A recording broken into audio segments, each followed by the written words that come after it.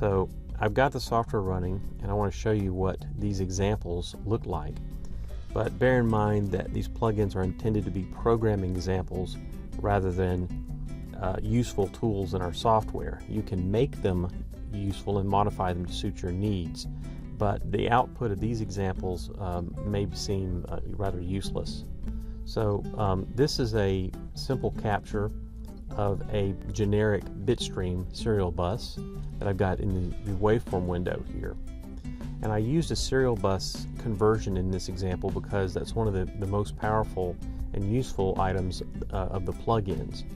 The first window here is the template, and this does nothing but show the sample number and the data values. There's 32 bits here. You can show them in hex or in binary.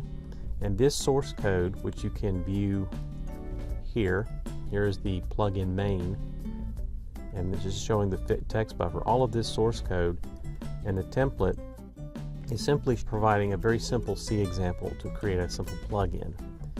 This is not particularly useful, but it shows you how to access the trace data, and the data it's accessing is the raw data in this example. These, like the clock and the data signal here on the serial bus, not the converted data. The custom protocol example, which I have here, is showing or is accessing the converted values. It's showing the 1 value, then the idle, then the 2, and then here you can see those values. This is not looking at the raw values, but instead the converted serial bus data values. And the example source code for this plugin is provided with the PDK. Here's a bitstream conversion example that's provided with the PDK. And this does the exact same thing as the main program here. This is taking the low-level signals and converting these low-level signals to parallel form.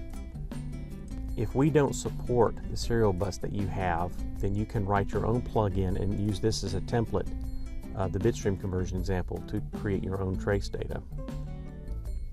And finally, I have a duty cycle example which does a one-time analysis of the trace data and just looks at every channel. Actually, it's looking at A0 through A15 and B0 through B15, and it shows you how to request those channels, and then it looks through the trace data and it compiles statistics about them.